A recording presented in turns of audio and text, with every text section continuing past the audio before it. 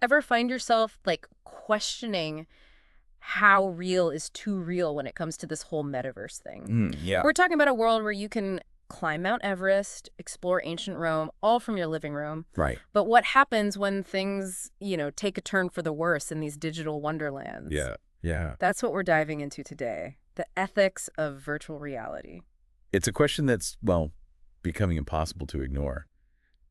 As the lines between the real and virtual, they just keep blurring, right? Yeah, We're stepping into a space where your virtual actions can actually have real-world consequences. totally. And that's where things get really interesting. It's like, how do we make sure our best selves don't get lost in translation on the way to the metaverse? Mhm. One of the biggest red flags, at least in the research we've been looking at, is this whole idea of virtual misconduct. Oh, interesting. So we're talking like cyberbullying, harassment, even just plain old bad digital etiquette, but amplified. Right, right, because it's just so immersive. Exactly. These experiences are so real. And it's not even just about, avoiding being that guy in VR. Right. There's research from the Virtual Human Interaction Lab showing that our brains, they actually react to these negative experiences Oh, wow.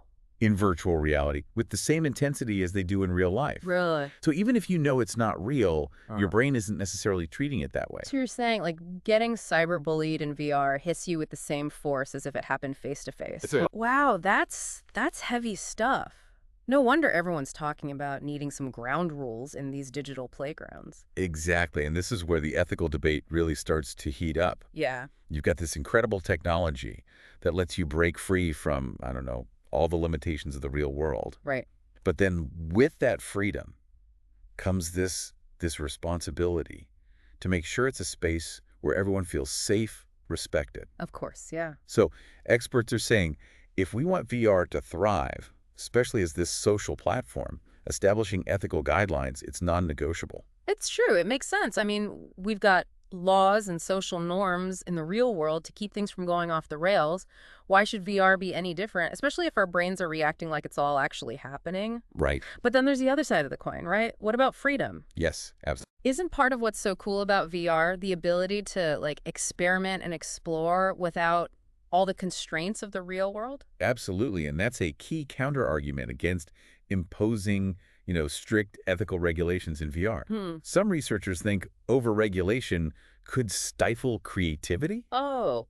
and limit that potential for self-discovery that these virtual spaces offer. So it's like this balancing act almost. We're trying to protect people from harm while also allowing for the freedom that makes VR so captivating. Yeah, it's a tough one. It almost feels like we're, like, trying to write the rule book for a digital Wild West. It's true, and there's research to back up, well, both sides of this. Okay. For example, studies from the Digital Expression Research Group, they highlight how these unrestricted environments in VR, they can actually lead to more creativity and self-expression. And they argue that, imposing all these strict rules could hinder the unique potential of VR as a tool for innovation. Okay, so we've got this tug of war between protecting people and letting them explore kind of their digital freedoms. Where do we even begin to find middle ground in all of this? Well, that's the million-dollar question, isn't it? And unfortunately, there's no easy answer. But if we look at the research a little closer, maybe we can find some clues. All right, hit me with some data. What's the research saying about all of this? Well, there was a study published just this year by Malaghetti and his colleagues, and they were exploring the impact of VR on student well-being. Okay. And what they found was that VR interventions, when they're implemented thoughtfully, can actually improve students' emotional and psychological health, Huh. especially during times of high stress. So we're talking about VR being used as, like, a force for good, almost like a digital therapist. In a way, yeah, That's fascinating. But didn't you say there was research that challenges this idea too? there is. Okay. While Malaghetti's study hints at this potential for positive impact, research from Diane Danahan and his colleagues, it throws a bit of a curveball. Okay. Their findings, they were published in 2022, and they highlight how the immersive nature of VR, it can actually challenge our traditional ethical norms. Interesting. They found that people might be more likely to engage in behaviors they wouldn't dream of in the real world, just because the line between what's real and what's virtual, it just gets so blurry. Okay. So on the one hand, VR can be used to support mental well-being, promote positive behavior, but on the other hand, it can blur these ethical boundaries. It could potentially lead people down a slippery slope of, questionable choices. It's like this classic case of a powerful tool that has the potential for both good and bad. You hit the nail on the head. And that's what makes this conversation so important. Yeah. It's not enough to just acknowledge the good stuff, the benefits of VR. We have to be willing to confront these ethical challenges head-on and figure out how to navigate them responsibly. Yeah. And that responsibility doesn't just fall on the developers or the tech companies, but on all of us. Okay, so if we're all responsible for, shaping the ethical landscape of VR, where do we even begin? It's not like there's a digital rule book out there for navigating the metaverse. Yeah. Or is there? It's like we're all pioneers, right? Heading out into uncharted territory. But instead of covered wagons, we've got these VR headsets. Right.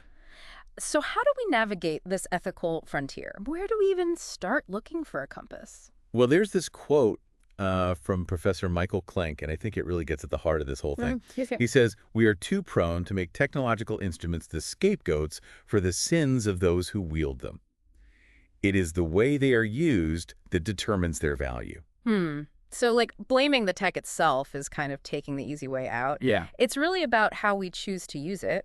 Exactly. Yeah. VR, it's like any powerful tool. It doesn't come preloaded with morality. Yeah. Right? It's up to us, the users, the developers, the community, everyone, to shape the ethical landscape of this digital frontier.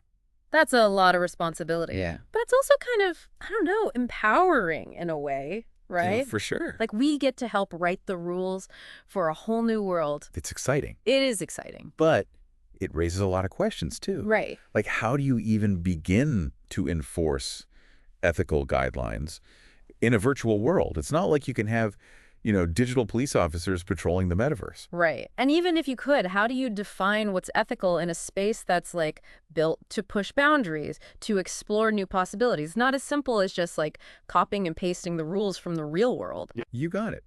The very nature of VR, it challenges those old ideas of what's right and wrong.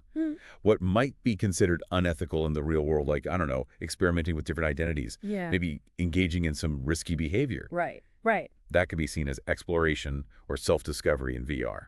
So it's less about these strict rules and more about fostering a culture of, ethical awareness. Yes. Responsible innovation. Exactly. It's about having those conversations, being open and honest. About what our actions, what impact they could have in these spaces, encouraging empathy and understanding, and creating a digital world that reflects the values that, honestly, we want to see more of in the real world, too, right? Totally. Things like respect, compassion, inclusivity. It all comes back to that idea of responsibility, doesn't it? Individually and as a group, We all play a role in shaping the metaverse into a place where people can connect, create, explore, but without that fear of harm or being taken advantage of. Absolutely. And it's not just about avoiding the bad stuff either. Right. It's about actually using VR for good. Using that power. Remember that study, the one by Mel Slater we talked about earlier? Yeah. Where people actually experienced harm, but from the victim's perspective, they found that those participants were actually more likely to be more prosocial, to actually act more ethically in the real world after that VR experience. Wait, so you're saying just by, experiencing something virtually, they were more likely to then act ethically in real life? That's what they found. That's wild. It really speaks to how powerful VR can be as a tool for building empathy, for promoting ethical behavior. Wow. Okay, my mind is officially blown. We've talked about the dark side, all that virtual misconduct stuff, the freedom versus regulation debate. Right. And now you're telling me VR can actually make us better people. Maybe? It's a lot. It is, and I think that's what makes this whole topic so fascinating, right? Yeah. It makes us really think about human nature and technology, the future. It's big stuff. And it reminds us that we're not just along for the ride when it comes to tech. Right. We actually have a say in how it all plays out. We're active participants. Yeah, exactly. Every time you put on that headset, it's a new world. You're stepping into a world of possibilities, but with those come the responsibility to choose wisely, to treat others with respect, and to use this incredible technology to make things better for everyone. So as we kind of wrap up this deep dive into, the ethics of VR, what's the one big takeaway you want our listeners to remember? So we've really journeyed through this whole thing, the exciting and sometimes kind of unnerving world of VR ethics, you Yeah. know. We talked about those potential like pitfalls, the responsibility that comes with all this innovation, Right. and even the hope that maybe, just maybe, VR can help us be like more empathetic, more ethical people. It's a powerful idea. It is. So as we wrap things up here, what's the one thing you really want our listeners to walk away with today? I think, we talk about VR as this escape from reality. Right. But I think where the real magic is when we can bring those lessons we learn in these virtual spaces back into our real lives. Ooh, interesting.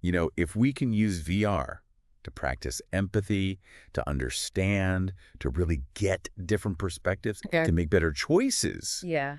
then we have a real shot at making things better, online and offline. And like VR can almost be a training ground for Yeah. for our humanity, a place to experiment, make mistakes, learn from them, but without those real world consequences. Exactly. And those lessons, that growth, Yeah. that's what we can bring with us as we shape the future, Yeah. of virtual reality and really the future of the world. This whole conversation, it makes me think of that quote, the with great Oh, power yeah. comes great responsibility. It's like we're living in a comic book all of a sudden. Right. Except instead of superpowers, we've got VR. Exactly. And it's up to us to use it wisely. Right. Well, I love that analogy. And it's true, just like in the comics. The choices we make today, right now, they all matter. How we treat each other, how we act in these digital spaces, it all adds up. We're not just playing games, we're not just exploring, we're actually writing the story Wow. of the metaverse, one interaction at a time. That's pretty powerful. It's exciting, but it's also kind of daunting, isn't it? It is a little bit of both, yeah. Knowing that we actually have a say in how all this plays out. But I'm optimistic. Hmm. I think people deep down, we want to do good. We want to connect. We want to create. We want to build a better world. And I think VR can help us do that. I like the way you think. So, to everyone listening out there, as you venture into the metaverse, just remember, you're not just a player in this game, Glad. you're a co-creator. Think about that. What kind of world are you going to build? That's the question. This has been incredible. I don't know about you, but my brain is like buzzing. So many new ideas. Me too. To our listeners, keep those VR headsets handy, obviously, but keep those minds open. Keep asking questions. Until next time, keep exploring. But, responsibly.